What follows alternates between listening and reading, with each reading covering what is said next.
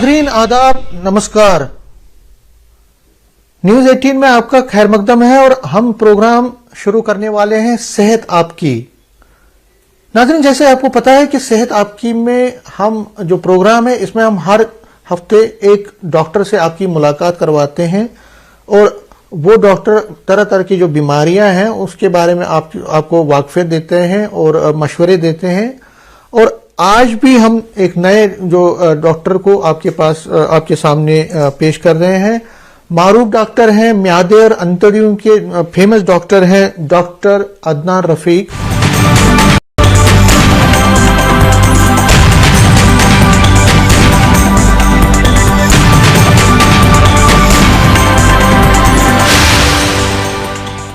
Doctor Adnan Rafiq, सेहत आपकी programme में आपका खैर मकदम है, स्वागत है। बहुत शुक्रिया। हम आपसे सबसे पहले जानने की कोशिश करेंगे कि जो अंतड़ियों और म्यादे और अंतड़ियों की जो बीमारियां हैं, मेन कौन सी बीमारियां लगती हैं, वजूहात क्या है और इसका इलाज क्या है? देखिए, सबसे पहले अगर हम शुरू करें तो हम फूड पाइप से ही शुरू कर लेते हैं। फूड पाइप में कॉमन जो आजकल प्रॉब्लम उसको हम रिफ्लक्स डिजीज बोलते हैं, गैस्ट्रोइसोफेजियल रिफ्लक्स डिजीज। अब गैस्ट्रोइसोफेजियल रिफ्लक्स डिजीज में कुछ कारण जो कॉमनर जो चीजें हैं वो होती हैं। एक तो कुछ लोग प्रीडिस्पोज्ड होते हैं टू रिफ्लक्स डिजीज, और उसमें सबसे इम्पोर्टेंट है ईटिंग हैबिट्स क्या है लोगों की। अगर वो बार बार उसको स्ट्रेस दे देंगे फूड पाइप को तो मरीज को रिफ्लक्स हो जाएगा। तो उसमें क्या चीजें होती हैं जिससे बढ़ती है? सबसे इम्पोर्टेंट हो गया, अगर आप खाने के इमीडिएटली बाद लेट जाएंगे, अगर आप खाने के बाद लेट जाते हैं या आप पेट भर के खाते हैं और लेटते हैं और फ्रीक्वेंट बेंडिंग, बार बार आप आगे की तरफ बेंड करेंगे, उससे आपको रिफ्लक्स हो जाएगा। जिनको प्रीडिस्पोज्ड हो बेसिकली, मतलब जिनको स्टोमक का भी कुछ इशू हो सकता है या उनको एनाटॉमिकल एब्नॉर्मलिटी, कुछ लोगों में हर्नियाज या कुछ चीजें होती हैं, कुछ लोग दवाइयों पर होते हैं, पॉलीफार्मेसीज पर होते हैं, कुछ लोगों का वजन ज्यादा है, टाइट कपड़े पहन रहे हैं, कुछ लोग खाने में दिक्कत कर रहे हैं, वो फैटी डाइट ज्यादा ले रहे हैं। जो फैट्स होते हैं वो फूड पाइप को रिलैक्स करते हैं, लोअर इसोफेगल स्फिंक्टर जो होता है उसको। या जिनको दिक्कत ज्यादा है वो सिट्रस फ्रूट्स ले रहे हैं, उनको पता नहीं होता, वो बोलते हैं कि नहीं जी मुझे संतरा खाने से आराम आता है।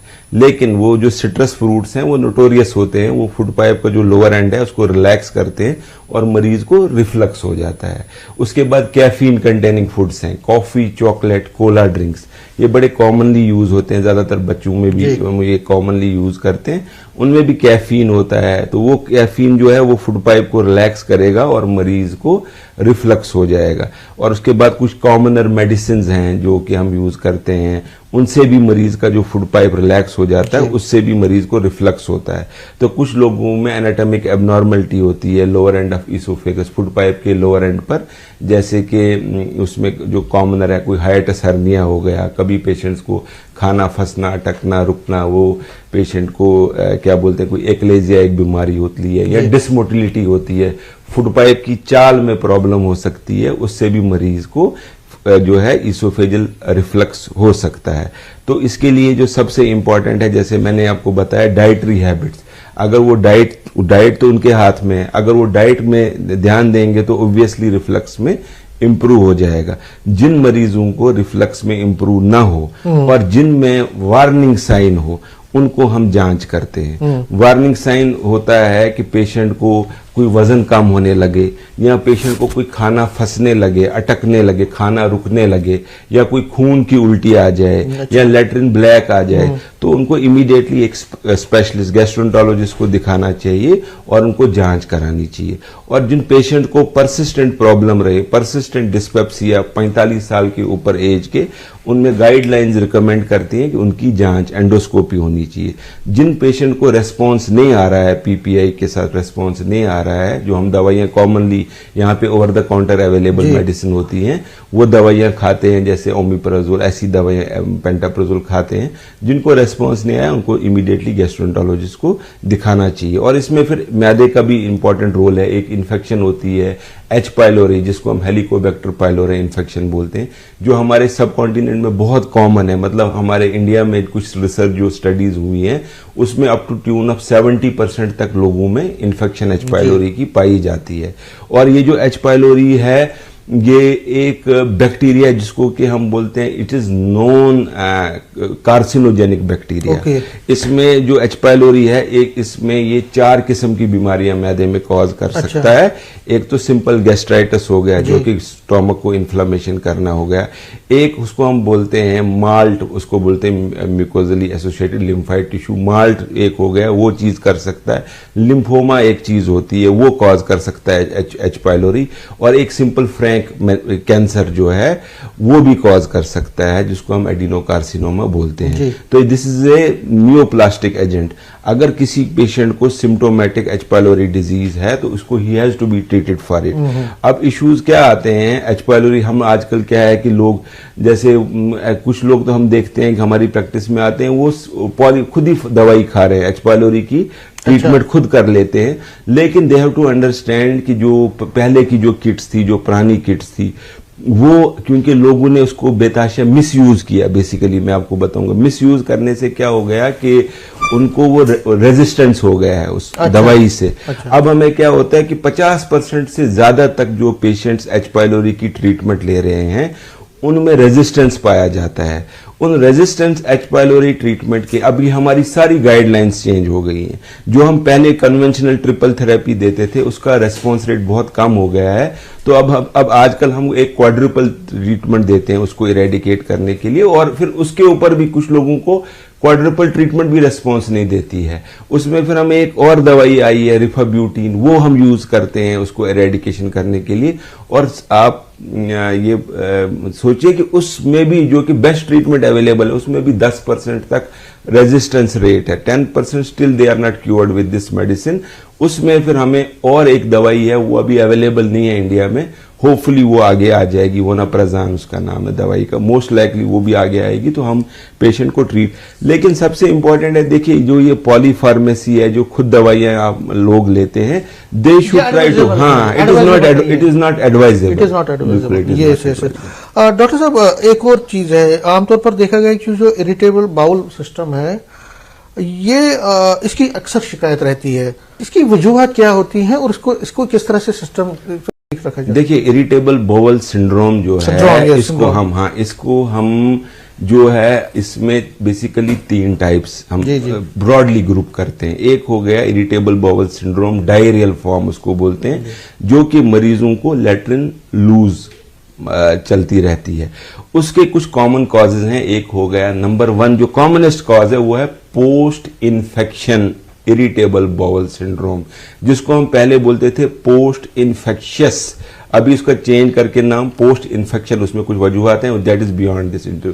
Post infection irritable bowel syndrome क्या होता है कि मरीज को यहाँ पे किसी को कुछ लूज मोशन हो गए या कुछ हो गए, वो उसके लिए एंटीबायोटिक्स खा लेते हैं, चाहे मरीज को वायरल डायरिया हो, जो कि कॉमन है हमारे सब कॉन्टिनेंट में।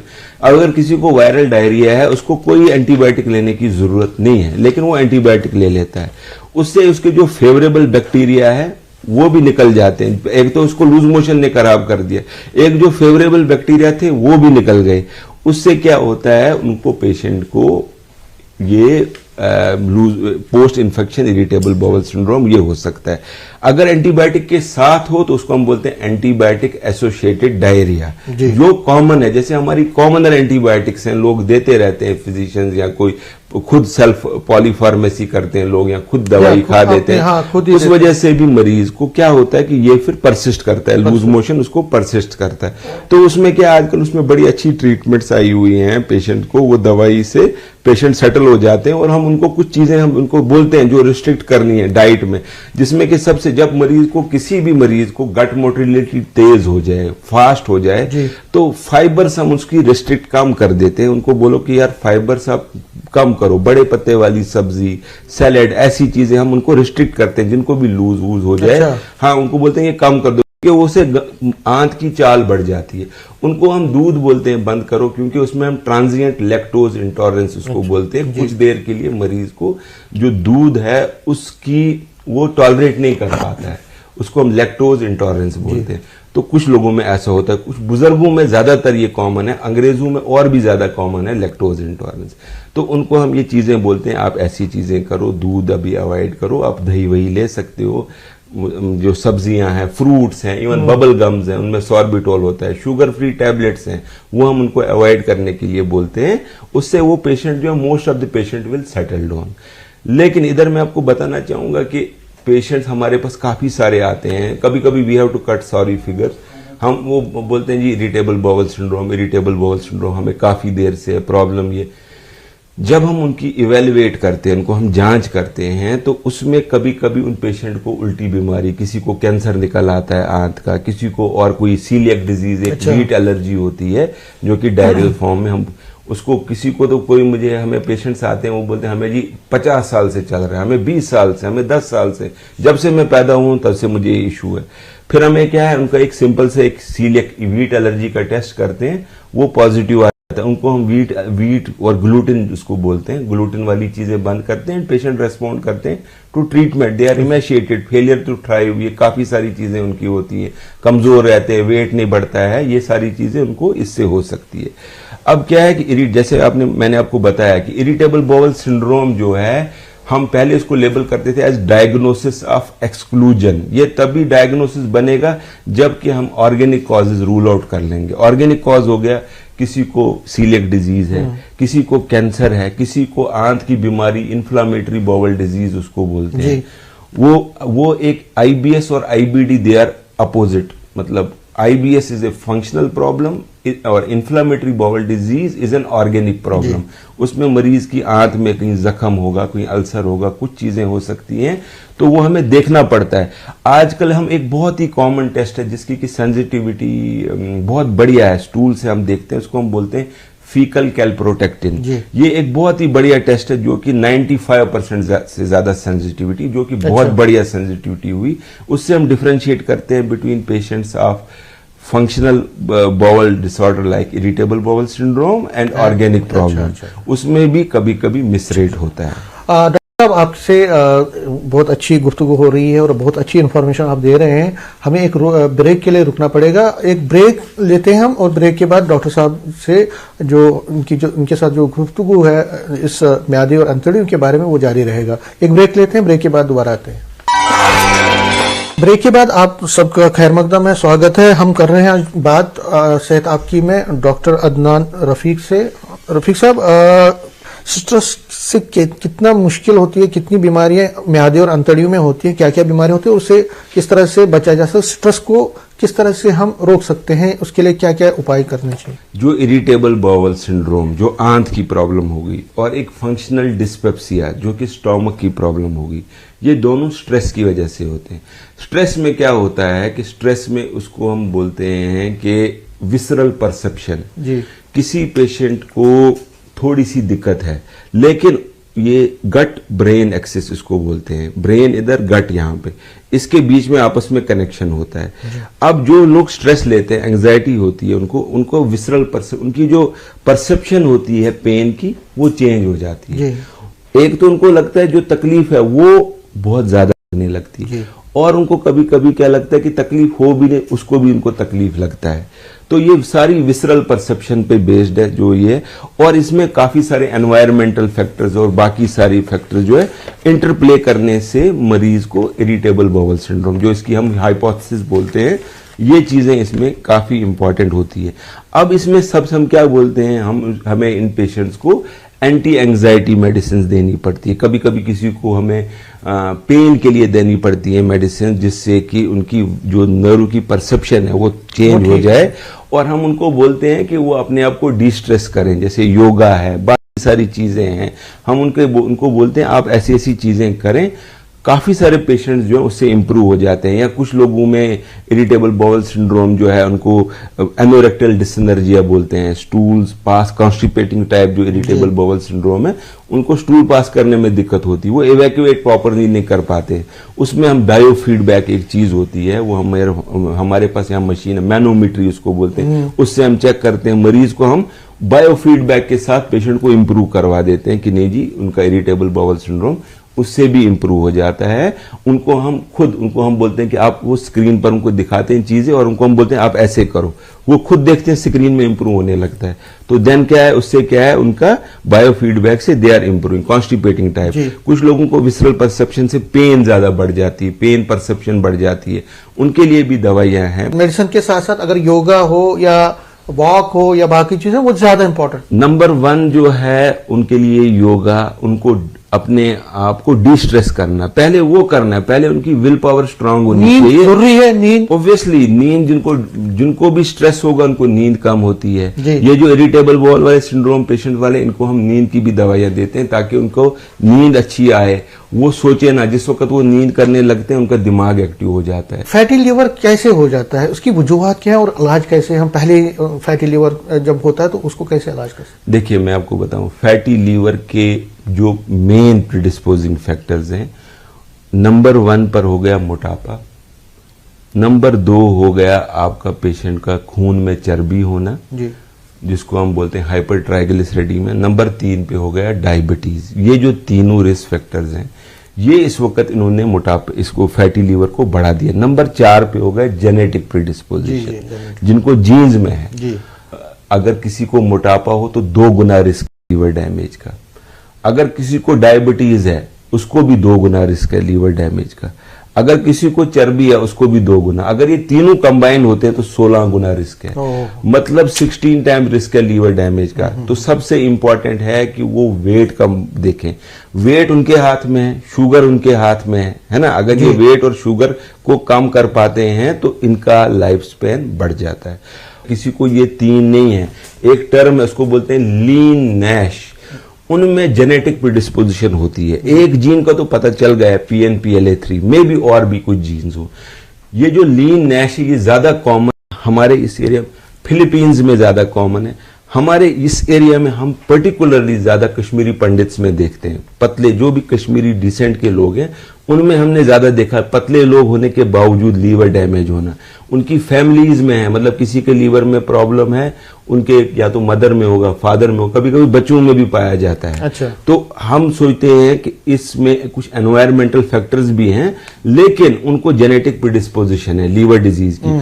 और आजकल हम देखते हैं जो डायबिटिक पेशेंट्स हैं, इनको सोचना चाहिए कि इनको हमेशा लीवर का अपना चेक करवाते।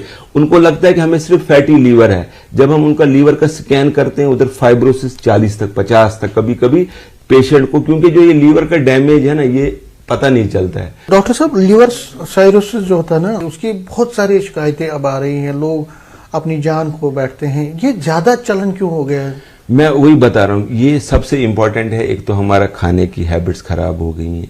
आप देखिए हम लोग जो है, हम जंक फूड ज्यादा ले रहे हैं, हम कैलोरी डेंस फूड ले रहे हैं, हम जिसमें एनर्जी ज्यादा हो, हम कार्बोहाइड्रेट ज्यादा ले रहे हैं। वो जो कंसेप्ट था पहले का, आजकल लोग, अभी भी कुछ लोग बोलते हैं कि नहीं जी जितना मर्जी आओ, फ्रूट से वेट नहीं बढ़ता है, वो तो बातें अब चेंज हो गई है।